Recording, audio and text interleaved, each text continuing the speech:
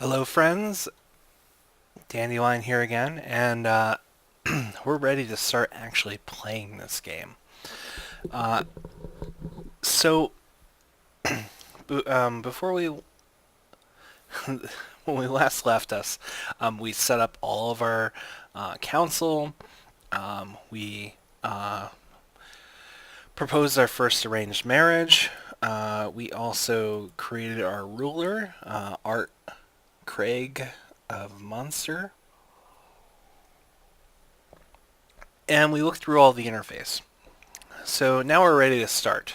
And what we're going to do is we're going to go over here and we're going to start by just going the slowest setting, and just so you can get a sense of how quickly things move. They move day by day.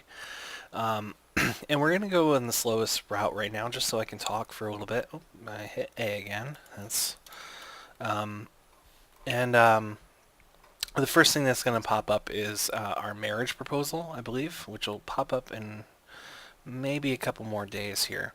And just so you remember, here we go. We proposed marriage with a princess of Norway, who allied with us pretty well as far as personality and also traits. Um, so the first option we get, and if when this is for marrying, um, both for yourself and your heirs, you're given an option of getting a tax for everything or getting a prestige.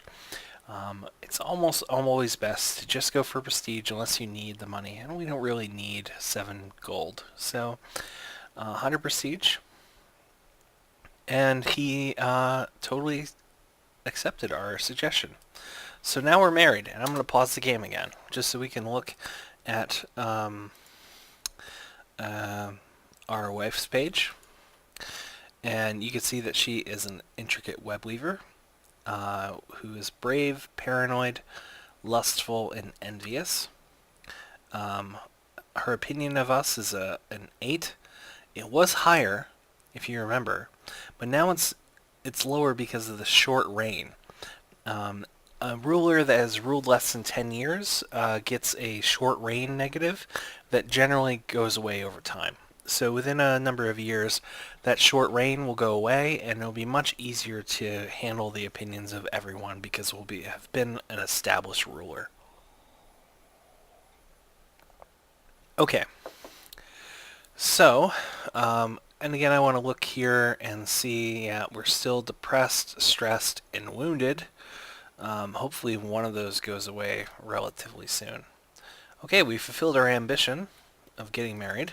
I'll pause it again. You can pause it by hitting the space bar. And we need to pick a new ambition. So now we have a few ambitions. We have amass wealth, have a wealth of 500. And we would get 1 stewardship for that. That's not really a huge thing. Let's see. So having a high piety, sorry. Right now it's at 25, and I know we're getting less than 1 a month. So that's not going to happen. It would be awesome if it did happen, because look at the benefits. You get another 100 piety, you get 1 learning, you'll be known as the Holy, and also, the Pope's opinion of you goes up by a lot, and also your vassal bishops go up by a lot.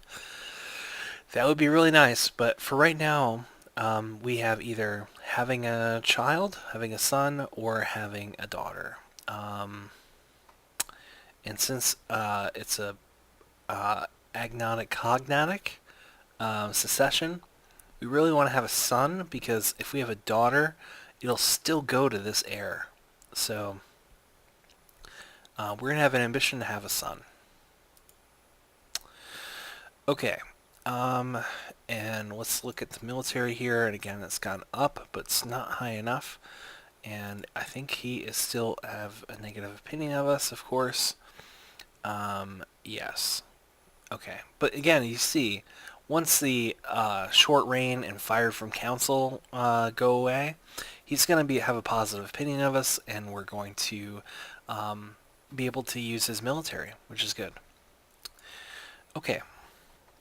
or if we get an event that gives us a positive diplomacy, since we have someone there to improve diplomatic relations, that'll give them a plus.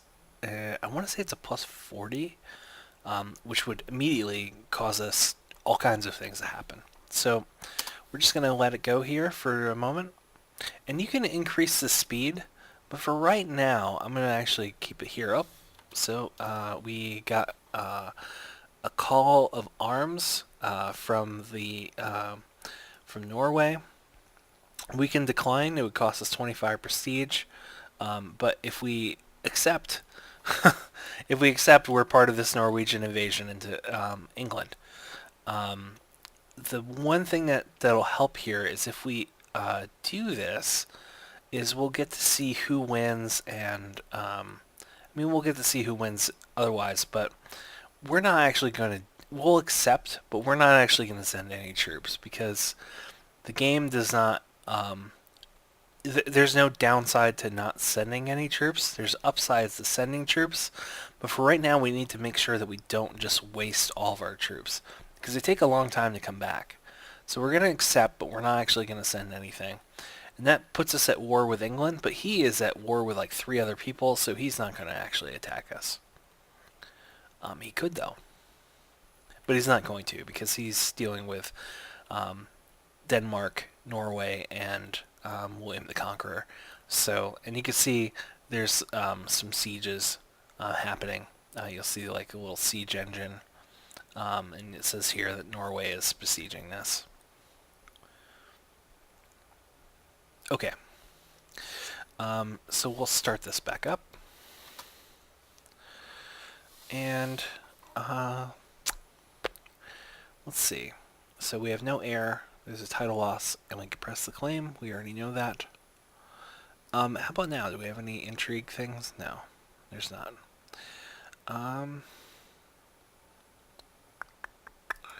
Yeah, right now we can just kind of sit on our laurels here for a little while. Oh, we see some troop movement here. Oh, okay. The blue ones are our allies, and the red ones are our enemies. And you can see that England is essentially chasing Norway into a battle. This negative thing means that there are a lot of minuses to it, so Norway might still actually win this battle, but we'll watch it as it happens, as it unfolds here. Almost always in battles in this game, numbers generally dictate who wins and who loses. If you have more soldiers than the other person, you're gonna win. Unless there's a lot of negatives, and there is a lot of negatives to the English side on this one. So it's still up in the air, even though, yeah, you look now, and there's a lot of English. Yep, the English are gonna lose this one. And oh, I am now ill as well. That is not good. That lowers my health. I might actually die from that. You can see that this is their morale here. So yeah, the English lost this battle pretty heavily, and they're gonna. Oh man, they lost like 8,000 people, and you can see now that they're running away into this one, and actually the Norwegians are chasing them. And you can see that down here. Let me pause it so I can go to this. Down here, you'll see this Norwegian invasion thing. If we open this up, this shows us the battle scores between. So the Norwegians have us, this petty king, and this grand prince, who's basically another petty king, helping them. And the war score is basically based off of battles and sieges, and it goes up and down depending on who wins them. Right. So if the defender wins a battle or pushes back a siege, it starts going up in their favor, and it goes back and forth. Right. And generally, people are not going to surrender until you get your war score up to 100%. Otherwise, what's going to happen is they're going to they're going to not surrender. You could have a white piece, um, but a lot of times they won't even take that if they're, especially if they're the aggressor. Um, if it stalls out and they run out of troops, they might do that, but generally speaking, they're not going to do that. Or if it gets down to 0%, they'll sometimes do that. Um, it's and also the percentages here is the contributions. So um, King Harold and King Harold are both contributing almost every soldier to their battle. Okay, and these are grayed out because we've already picked the side. We've picked my father-in-law, and you can see here that the Norwegians won handily. They actually, oh man, they killed 4-1, which is pretty unheard of in this game for that to happen. But because of that river crossing and all the negatives that the English had, that was just a crazy blowout. So we're gonna play it some more here. Um, yeah, and this thing is gonna just crush these people. Um, and you'll watch here once that's done, the war score will go up again. And yep, and it went up to 80. He's gonna continue to track them down because that'll grind it up, and now it's 85, probably because he won another siege. Um, oh no, all this is being taken by King William William the Conqueror. Um, and as far as what's happening in our neck of the woods, nothing. That's why we're kind of peaceful. It's why it's called Newbie Island, because nothing crazy is happening in this neck of the woods just yet. Oops.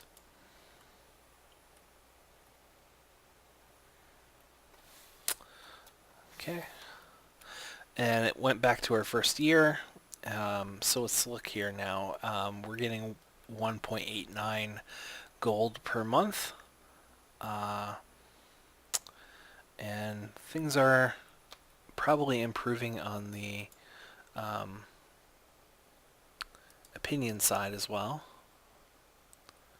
Yeah, so you can see now that the short reign is now -14 instead of -16, which is good.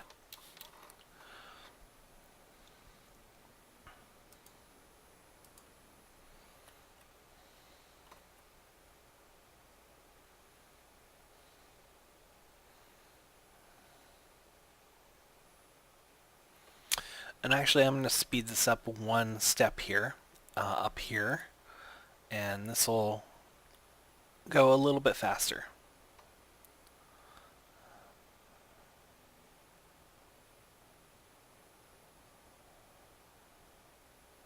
Okay, so an event popped up here, and it paused the game. Our spy master has found that the people of Ulster have a technological breakthrough, and he sent it to us. And by clicking this, one of three things will happen. We have a 1 1/3 chance of it giving us 50 military technological points, of economic and cultural. Since we don't have a whole lot, we'll know which ones it is. So we'll hit wonderful, and we'll pause the game, and we'll go to technology. And you see that it had the one that hit was the economy advances. All three of them could have hit, but the economy advances hit, which is good. That's the one we want. All right. So let the game go a little longer. And again, a lot of this... Oh, we died. All right. That kind of sucked. All that work, and we died. That is kind of the way this game can work sometimes, is that if you game the system like we did, that can happen. So what I'm going to do is I'm going to pause this episode and I'm going to try to get back to the same position that we were and go on. Um, um, yeah, yeah, I'll be right back. All right, so I tried it 3 times and every time I died again. So I'm going to try to create another rule here. Let's look for another goofy. Oh yeah, that's pretty goofy. Okay. Attributes. Brian is good. Uh,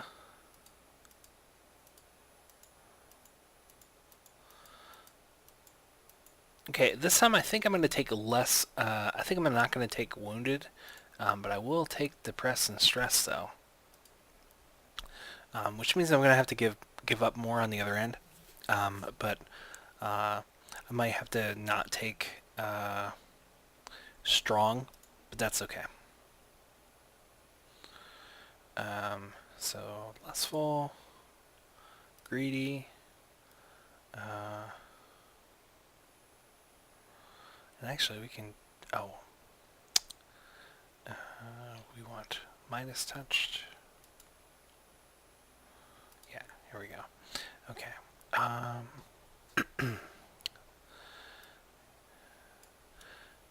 And actually, let's see here. We also want to take cynical and content. And now we can take some positive ones. So maybe brave. Proud. Humble? No. Patient we're going to take though. Maybe kind? Kind is not all that good. Diligent? Ooh, diligent is good. Ooh, we're 24. Okay, that's not bad.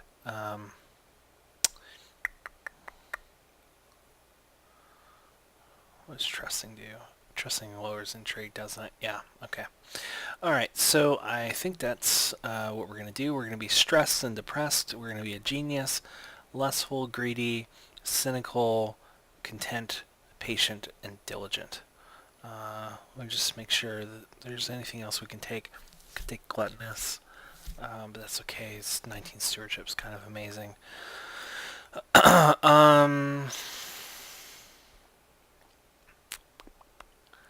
We could be ugly, and then we could take something else to go with it. But I think,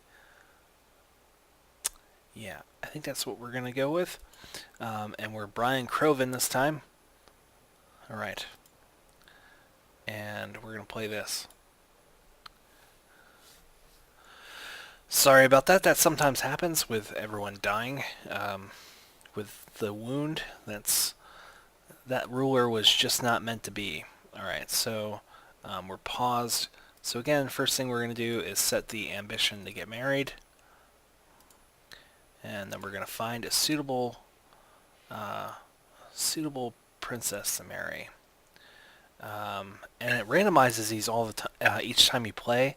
So, last time we had a princess of Norway that was pretty great. But you see now that Ingigerd is now not probably our best bet. So we'll have to figure out who is. And I think...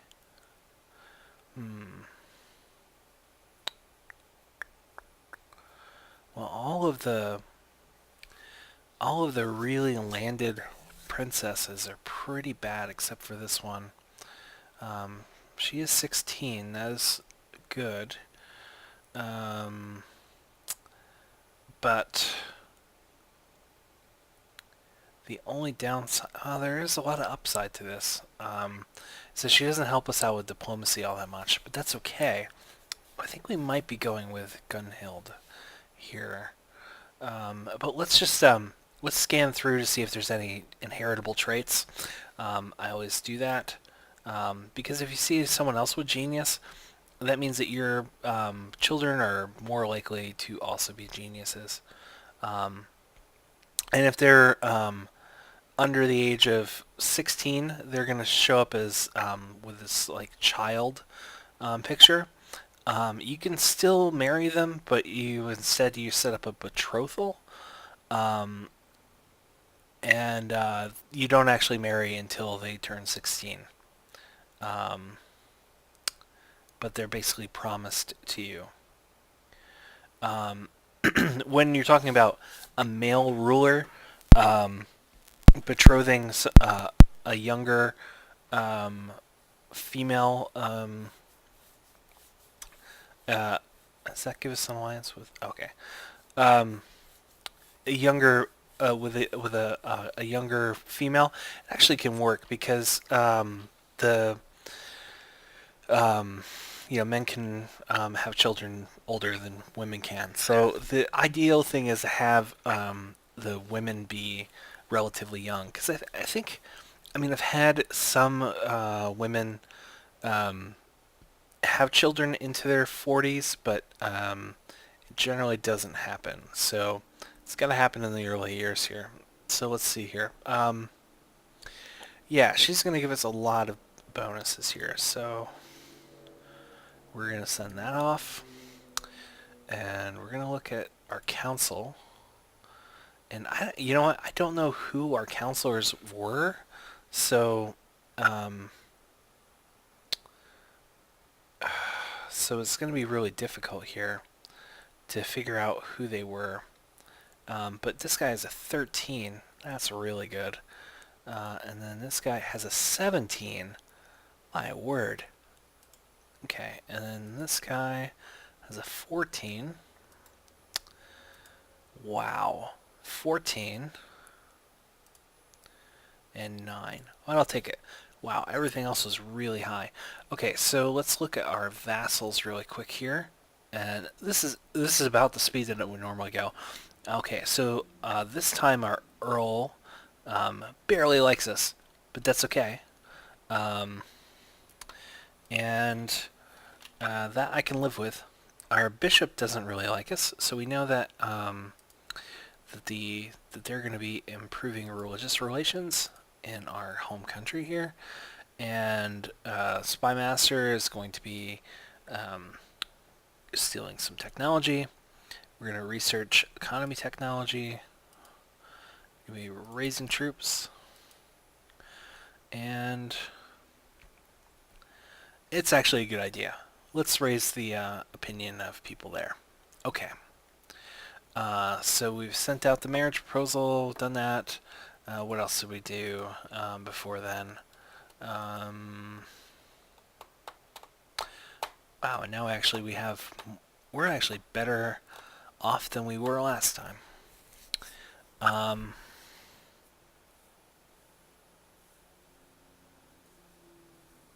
And the higher opinion you have, the more troops you're actually going to get of them. So you see that he's only able to raise us 4 troops. But if this opinion is higher, he's actually going to get us more. So that's why I have our Chancellor there. Let's see. He really likes them, so I'm actually going to put my own guy in there. Someone who really likes me. He's a steward. But that's okay if he's a steward, because he will... he can still be the steward after being a bishop. Oh, no, he won't. So we want someone who likes us. Having the highest rank is actually not all that important, so... Or having a high rank somewhere is not all that important, so we're actually going to send him to be the successor. Okay, and let's hit play. This one's going to play out a little bit differently because we're not marrying into Norway. They're not going to initially ask us for help with their war. So it's going to play out differently. And also because we're not wounded, all we are is depressed and stressed. We're going to respect people's wealth. And so he's king of Denmark, and we can take a look to see if he's at war with anyone. Like going into his diplomacy screen. It doesn't look like he is at war with anyone, but he has a strong claim on England, so he might actually soon be at war with England. Okay, so now we have a wife. We fulfill our ambition to get married, and we're going to set our ambition to have a son. Okay, and here we go. And I'm just going to speed this up a little bit since we already went through this first part here. And we died. Oh, man. Okay, I don't know how we died, but we only rolled for 21 days. That is kind of ridiculous. All right. What I'm going to do is I'm going to, because you've already seen me marry some people off, I'm going to pause this episode, and yeah, I'm going to get someone who will live and who lives for more than the first year, and then we will carry on from there. Okay? All right, so I'll be back. Okay, so we're going to start this again. Patrick Sithri. We're going to see if this guy will survive. He actually has a really high stewardship, really high intrigue, high learning, high martial. He's 26. That's fine. He's only injured. He's a genius, lustful, greedy, diligent, gluttonous, deceitful, content, cynical, and patient. And he's also Midas touch. So we will give this a shot, and hopefully he survives. Let's try it.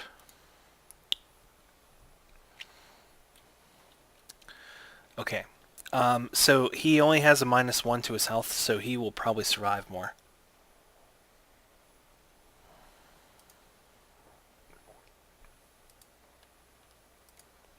Alright.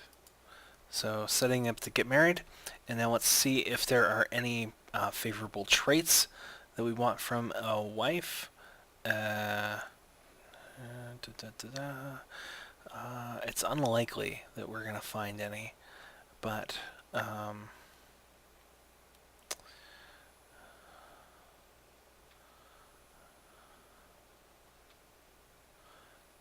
no.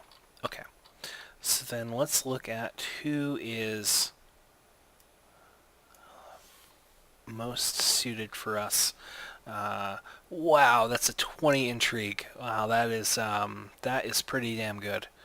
That might be it. She doesn't like us though.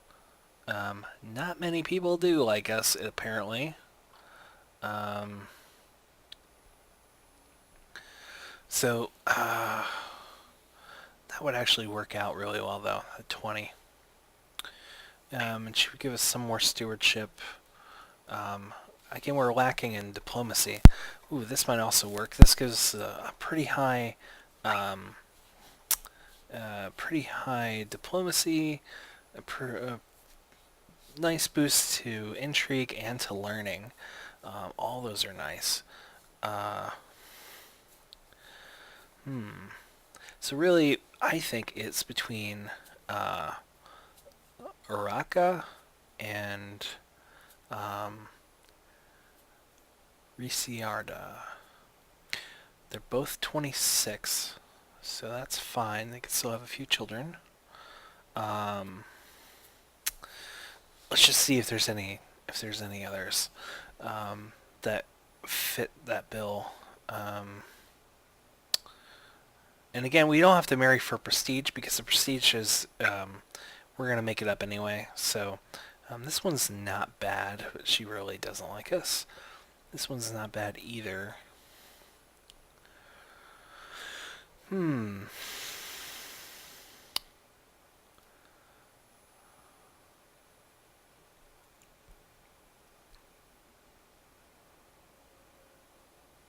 Okay. So I think I have to decide between a really high intrigue or higher everything else. When it's all said and done, Navarra and Venice are the two alliances. Neither of them are very like strong alliances. So really, it has to come down to who is this character going to get along with more, so that there's not a whole lot of like um, downside. So so she's temperate. So that's going to be a lot.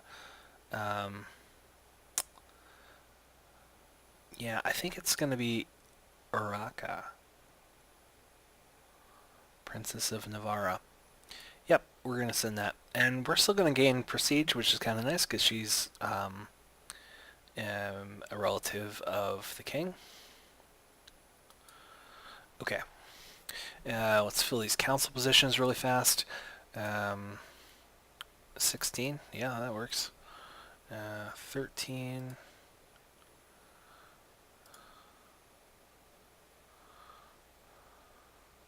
Yep. 10.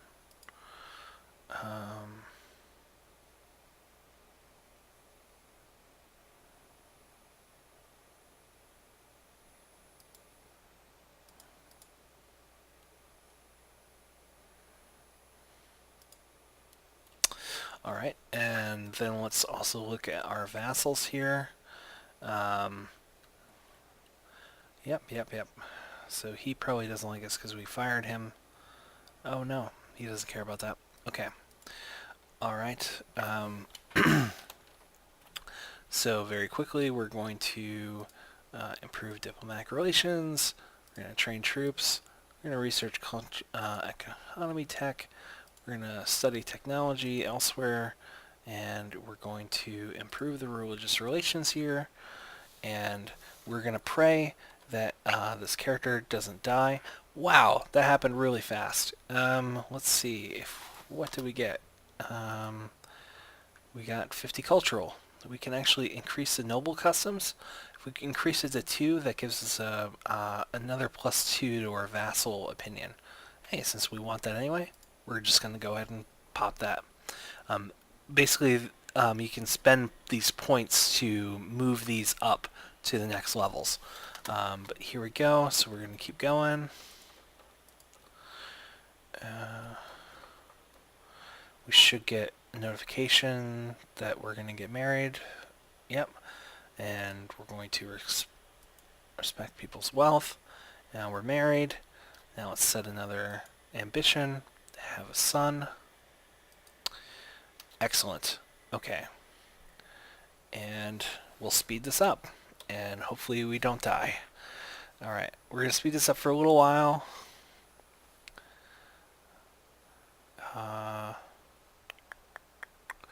And we're not getting involved in the English War, which is good. Okay.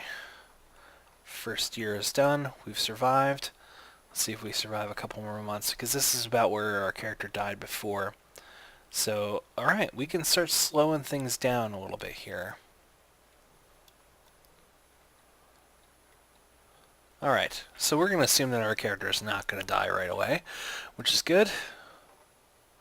Hey, and now we're no longer cynical, so that means that our piety is going to start going up, and we lost our intrigue. That's okay. I think... Oh, yeah. So, our opinion of our wife's opinion of us is not very good. Our opinion of her is really good, though. We don't like her wrath, impatiency. But that's okay. Opposites attract, right?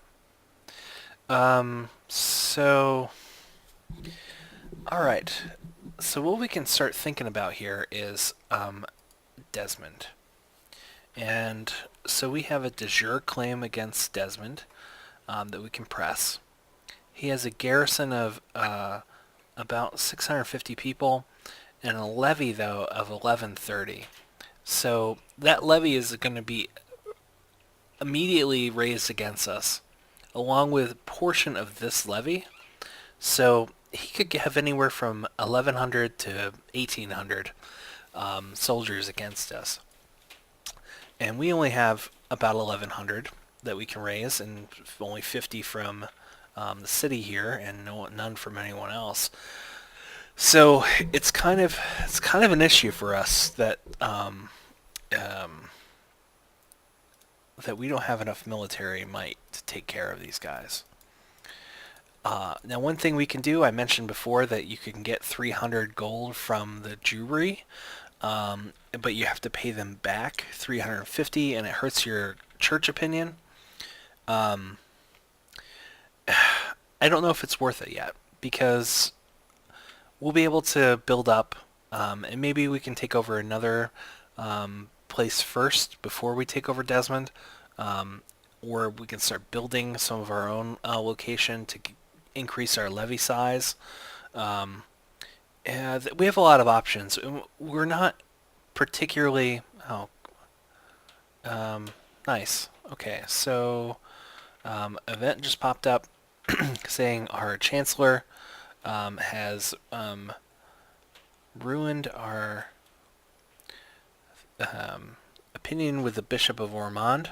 And since we don't control that duchy, it's totally fine. All right, this is actually one of the special events that come up, and this is actually this is going to end up. Um,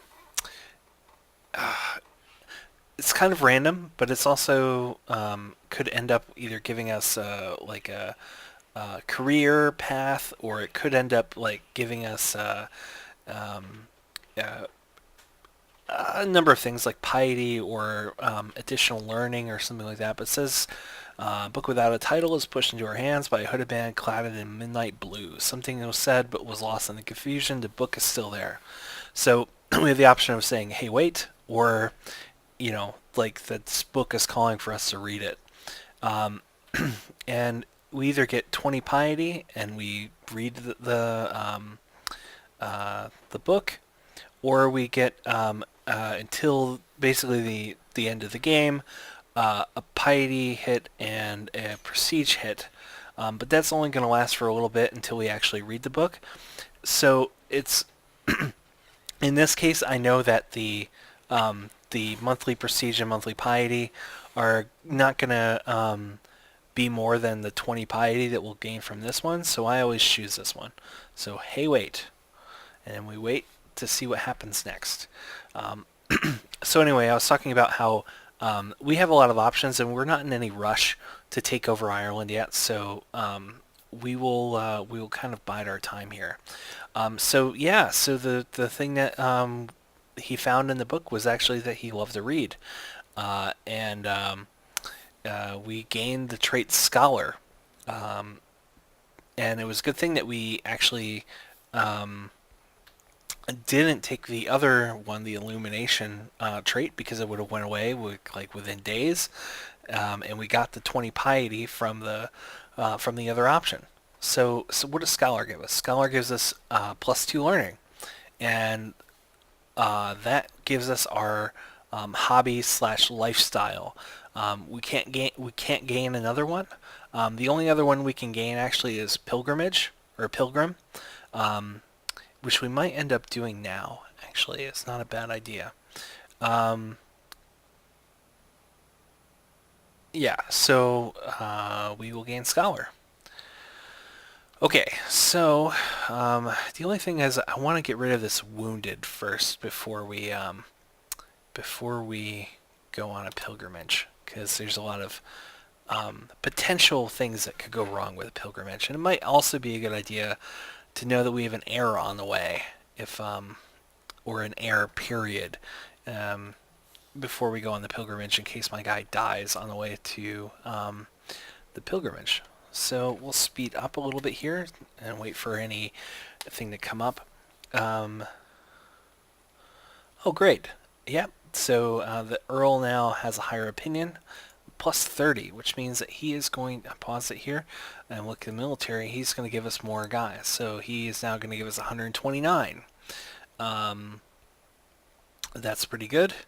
But it's still, we'll basically have around the same amount as Desmond now. So what we really want to do is raise these opinions up even more, to try and get more, as well as find ways to increase. So we can increase them by, if we go in here, a lot of these will raise different things. So like the castle walls, for example, raises the levy size by 5%. So that would give us an additional 50 men, which isn't a lot, but again, this is, you build this up over the course of centuries, right? So, but we can't actually build it yet because we need Castle Walls 3 to upgrade. But say Militia Training Ground, that would give us another 90. That's pretty good. Um, um, yeah, so we can't actually do anything with that right now, but we're gonna just let this go here. And so I want to talk about something else about this game. I find that this game is less about like the actual strategy, and more like stories emerge.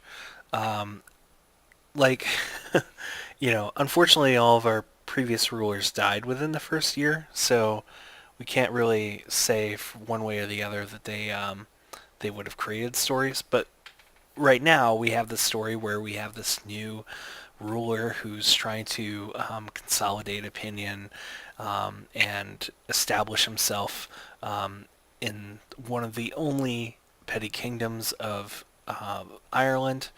Um, and we'll see more of that as it happens, and we find out that he's a scholar, a smart guy. Oh, another year, and also that he's kind of a bon vivant, I guess, with the lustfulness and the greediness and the gluttony, um, and also that he has a silver tongue. So, okay, so here we go. The monks really like brewing. This fits with our gluttony and with our greed and lustfulness, that we have a 50% chance of, we have the option of going to the monastery more often, or saying no thanks to more of drinking with monks. If we visit the monastery more often, we have a 50% chance of gaining a learning, but we also have a 20% chance of gaining the trait drunkard. If you gain the trait drunkard, you get a -2 stewardship. So, and our stewardship is 32. So that's really high. All of our stats are enormously high right now. So it wouldn't hurt us all that much to be drunkard, other than it's also an opinion. They don't say this, but it's also an opinion hit. So we don't really need one more learning, but this one, thanks but no thanks, gives us a 20% chance of gaining temperate. If we gain temperate, we're also going to lose gluttony, which will give us +2 stewardship, and we also get rid of the -2 stewardship, the -10 church opinion, -15 attraction opinion. So that is actually the way we want to go. 1/5 chance of this happening. It's probably not going to happen. It didn't happen, but that's okay. It was worth trying, and a lot of these events that come up during the game are actually not going to actually result in anything. But again, it's not. You can play one of two ways. You can either game it to whatever advantage you want, or you can try and like put yourself in the role of the personality of the person. Obviously, that if we had done that, we would have picked the visit the monastery more often. That fits with this guy's personality traits, and also the fact that we have that scholar thing in there. But for our purposes, drunkard would facilitate us to become less effective, and wouldn't be able to show you more of the game that way. So that's why I selected the other one. A couple other things while we're waiting for more things to pop up. If you have council people, and you want to move them, you have to wait 6 months between moving them. So once you move them to a position, they're there for 6 months. Okay, so our wound is healed and left a scar. So that's great. So now you can see we have a +1 martial now and +1 health, which is great. And the scar gives us a small, but considering we're still in our 20s, a very substantial prestige bonus. Even though it says only +10 monthly, that is going to add up. If you figure that that's going to be, probably 1.2 prestige for every year, and he's probably going to live another 50 years. That's almost 60, or I think it is 60. Yeah, 60 prestige. So that's pretty good. And also now he's healthy. All right, so I'll show you here in the intrigue panel, which is where we're going to go next. And we're going to go on a pilgrimage. It costs us 50 gold, but there's a huge upside to it, which you'll see. And once we're done with the pilgrimage, I'm actually going to end the episode here after the pilgrimage is over. But we'll go through the pilgrimage. Okay, so we're going to do this. We gained 20 piety just off the bat for that. So already, that's better than buying indulgences. And this pilgrimage thing is part of the Sons of Abraham DLC, so if you don't have this, this won't be available in your game, but I totally recommend getting the Sons of Abraham DLC because of this, and there's a lot of other really cool events that can happen that I'm not going to spoil in case they come up, but there's a lot of nifty things in Sons of Abraham that I really enjoy. So, okay, so he's going to make some travel plans. Okay, so there are two options. One is that he could go to a holy site in the west, which is either there's a relic in York in England, and I believe there's one in Germany that you could go to, or you could go to Jerusalem or Rome. If you go to one of the west ones, there's just less opportunity for you to get bonuses, but it's safer.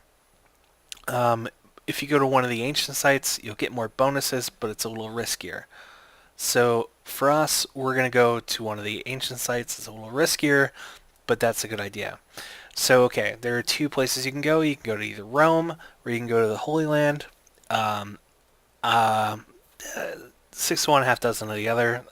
They're both, they both are, fraught with potential things going wrong.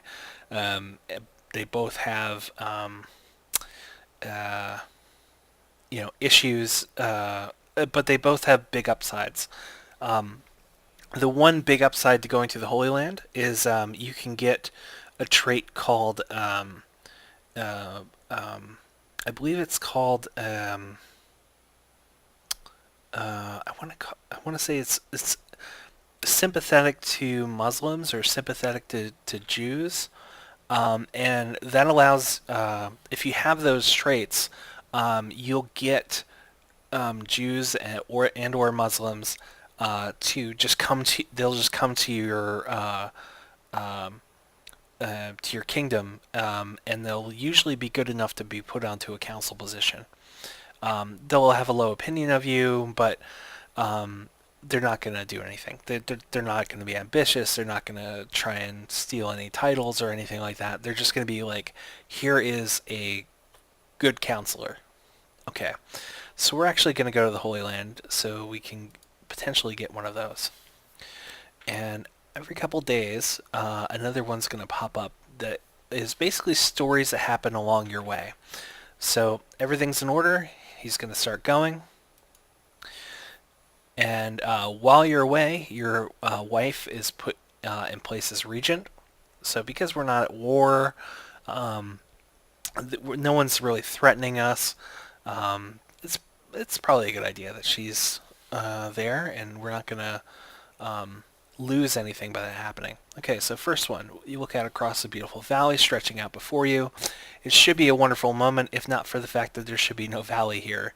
You are a pilgrim in an unfamiliar land, and you have no idea where you are. So the options here is if I'd only listened to those if I only hadn't listened to those useless peasants to give me directions, or if I had only listened more to these peasants. So there's a 30% chance I could get Wrath. If I choose the first one, Wrath gives me plus on my martial, but minus to my intrigue and diplomacy. The other thing I would do in our case is that it would get rid of the patient trait, which is really good for us. But it would also give us a plus to our wife's opinion of us. It, on a whole, it ends up being a negative thing for us, so we're not going to select that. If we'd only listen to those peasants, gave me directions, it says that it doesn't do anything, but it does. There's a percentage chance that another event could come up, so I'm going to select that. And again, we'll just wait here for the next event. Okay, you've only spent a few days of your journey on water. The vessel you're traveling on rocks gently in the breeze as the sailors go about their business. Being on board a ship is quite unlike being on land. So much is different. So many strange words going on here. Starboard, abaft, aground. What does it all mean? So there's two options here saying this is fascinating, I got to take this opportunity to learn, or this doesn't concern me, I should spend time in prayer. So if you spend time in prayer, we know we're going to get a guaranteed 30 piety, that's 30 score for later, or we could have a percentage chance of our martial and our learning going up by 1, considering that both of our martial and learning are relatively high. We have a 13 and we have a 16. It's probably better to just go ahead and take the piety now. So we'll go ahead and do that. And then we'll wait. Okay, so we've arrived in Jerusalem. And then, so basically there's a couple of things that are going to happen. We're going to, visit the Church of Nativity. We're going to just go by the passing of the by the mount, and also go to a bunch of other little places. Okay.